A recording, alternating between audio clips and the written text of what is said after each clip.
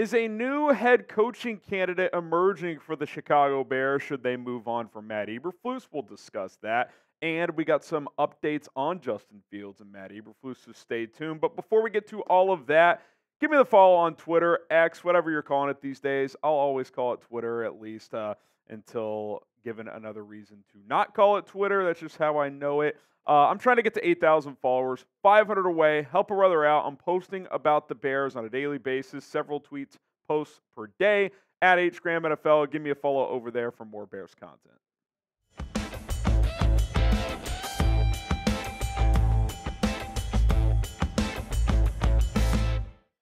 Bears Now is presented by Roan. I've been rocking Roan for well over a year now. Golf polos, dress shirts, and a whole lot more. You can as well. Get 20% off at roan.com/chatsports, RHONE.com/chatsports.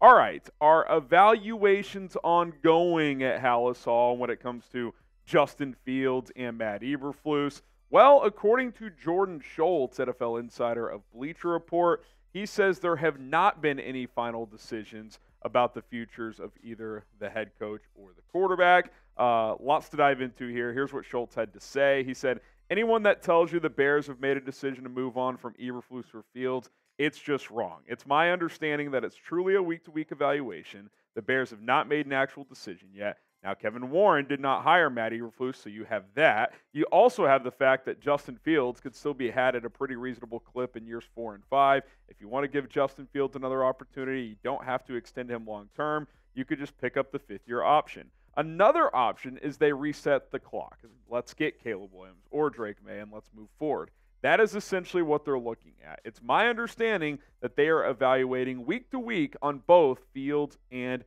Eberflus. Now, certainly interesting. I do think there is some truth to that I don't think a final decision has been made. I would guess that Ryan Poles / Kevin Warren are probably leaning one way or the other. I mean, you're getting near the end of the season. You got to make these decisions pretty soon, especially at head coach. Like, we'll talk about quarterback in a second, but free agency isn't until March. The draft isn't until April. Coaches are typically let go either right after the season or within a couple days of after the season. So here are some notable dates here. Final game for the Bears this year is January 7th. That is Week 18 against the Packers. The next day is Black Monday, as they call it. That's when a lot of coaches get fired. But I did want to add this next date, the weekend of the 20th and 21st in January. That's the divisional round of the playoffs. And what makes that date important is, remember, if either you forgot or you weren't aware of this, new rule this year when it comes to interviewing coaches. If you are interviewing an assistant coach on a current playoff team's coaching staff, you cannot conduct that interview until after the divisional round of the playoffs.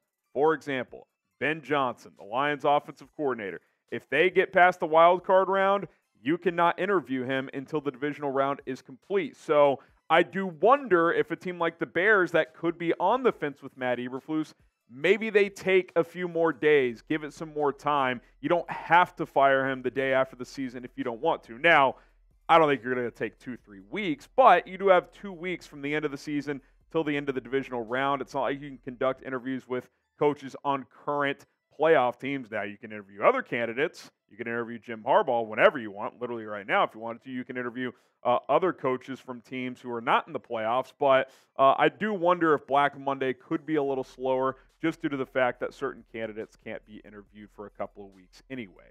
Now, you make the call. What should the Bears do with Matt Eberflus? Type F for fire him or K for keep him. It's a tricky call. I mean, I personally would like to upgrade. I do understand the defense has gotten better, and he's been able to keep the team together for the most part, so I think there's some truth to all that, but I would probably look to move on, although I'm not as firm about it as I was, say, 6 weeks ago, but in the end, I would still probably type my F for fire. Now, if you want some fire clothing that has you feeling comfortable and looking swaggy, hey, Roan.com/chatsports. Going to get you 20% off this holiday season. They launched the commuter collection a little bit ago, and it's the most comfortable, breathable, and flexible set of products known to man, and here is why. Whatever the occasion is, whether you're going out for drinks, whether you're going to the golf course, whether you're spending your casual Saturday at the bar, maybe you're just coming to work, maybe you have a big professional business meeting, you want to rock their long sleeve Rome commuter shirt. Throw on a jacket on top. That way you're looking sharp. You can throw a tie on as well. They have you looking good and feeling good regardless of the occasion. Mobility is everything with their 4-way stretch fabric. You're going to be comfortable at all times when rocking Rhone. Looking good's always been easy, but feeling comfortable, that's where Rhone has really stepped up. Not only are their clothes clean, not only do they look good, they're feeling good for you as well. Get started today, Rhone.com/chatsports. Rhone.com/chatsports. Get you 20% off your order. It's RHONE.com/chatsports. Last minute Christmas shopping can be done with Rhone. Check that link in the comments and in the description with Rhone today. Okay, let's get to the quarterback now. We just talked about the coach. The Fields decision could linger. Like, look, maybe you have a little extra time than most years on head coach. Again, maybe you take a week instead of do it the next day. You spend a little more evaluation. Justin Fields, though, you could take the next several months in all of reality. The NFL Combine, February 26th through March 4th. That's when a lot of QB interviews are going to take place. Bears will talk to Caleb Williams, will talk to Drake Maye, etc.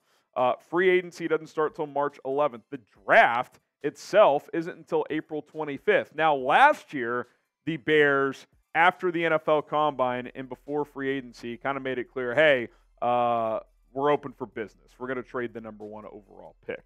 We'll see how they approach it this year. I think you would like to make that decision at quarterback before free agency, not only for yourself, so you can determine what kind of pieces you want to add in free agency if you have the idea of who you're going to draft at quarterback, whether it's the number 1 or number 2 overall pick, but also other teams that are interested. I think Justin Fields' value will be higher in early March than it will be necessarily on draft night because Justin Fields is a very specific quarterback. If I'm trading for Justin Fields, I want to know before free agency if I'm going to have him or not so I can add pieces in free agency that fit his skill set, right? Certain quarterbacks, it doesn't really matter. Justin Fields, you want receivers who can track the ball downfield. You want to get probably some good running backs because you're going to want to run the football. So, like, it's completely different to how you approach your roster if he is your quarterback. But even if it is before free agency, that's still 3.5 months away, guys, almost 4 months. This QB debate isn't going away for a while, at least in my opinion. Maybe right after the season we get a report that the Bears have decided to move on or that they're sticking with Fields. Who knows? I got to think that decision's going to linger, though. I think the Ryan Poles and his staff are going to keep evaluating these draft quarterbacks. They're going to evaluate the season Justin had, and then they'll make a decision late February, early March. Could even drag it into the draft if they wanted to. So we're going to keep talking about it. New reports are going to drop, and as those come in, we're going to have you covered, which is why you got to subscribe to the channel. We are less than 10 subs away from 82,000. You could be the number 82,000 subscriber here on Chicago Bears Now. Let's make it happen. Hit that sub button. Do not miss out. We got you covered here on a daily basis with the latest and greatest Chicago Bears news, rumors, free agency, draft, coaching, buzz, and everything else in between. We cover it all here on the channel. Subscribe. It's free. Speaking of coaching, is Mike Tomlin a potential option? Is he going to be available this offseason? Report coming in from Mike Florio that a Mike Tomlin and Steelers divorce could happen. Steelers are 7-7. They've lost 3 in a row, including a pair of losses to the Cardinals and the Patriots, and their playoff hopes have diminished significantly. And here's what Florio had to say. He said, "For 50 years, I've lived in and around Pittsburgh. I've always kind of had a sense of where the wind's blowing, and for the first time since Tomlin became the head coach, I feel like the wind is blowing toward a separation. And I think it would be Tomlin leaving, not the Steelers firing him." Now, let me just say this right off the bat before we get into the nuts and bolts of even how this would be possible. I would take Mike Tomlin in a heartbeat. If it came down to just hiring the guy if he was available, thanks, Flus, we've improved. We're going to go upgrade to Mike Tomlin. That's a no-brainer. You look at the resume, it speaks for itself. Well above 500 as a coach. He's won a Super Bowl. He's been to 2 with those 2 AFC championships. He's won the division 7 times. He's never had a losing season, even this year. Even though it's been ugly recently, they're still 7-7. Have a chance to go above 500. He's been fantastic. He is an undisputed top 10 head coach in the NFL right now. Most would say he's top 5. You could say he slipped a bit recently, but they've had some quarterback issues, so I still think he's done a pretty admirable job overall, even in recent years. Now, I've got two big questions with Tomlin. Number one, I don't think the Steelers will fire him, like Florio said. I think it would be Tomlin choosing to leave, but he's under contract, so it would have to be a Sean Payton type of situation where you would have to trade for him. We'll look at those trade details in a second, but how much would that cost? That's a concern for me. And number two, can Mike Tomlin bring in the proper offensive coordinator? Because if there's any drawback on Tomlin in recent years, it's they haven't had the quarterback, which isn't necessarily his fault. But what is connected directly to him is I haven't been a fan of the offenses they've had. Matt Canada was a disaster. It's been a while since they've had a competent offense, so you'd have to sell me on the OC. But back to point number one, trading for a coach really kind of makes me want to puke. Like, sure, if you are convinced that trading for this coach is going to help you get a Super Bowl, yeah, like, of course, you're going to consider it. But, like, Denver gave up a lot to get Sean Payton, who, by the way, had left the year prior and the Saints were not bringing back. But he was under contract, so they had to trade for him. They traded a first-round pick and a second-round pick for Sean Payton and a third. That's a lot of capital, man. Like, if I'm having to give up anything in the ballpark of this, I'm not doing it. Like, because here's how I see it. If you have to trade big capital for a coach, like, sure, you want to trade him a 5th or 6th round pick, I'd probably do it for Mike Tomlin.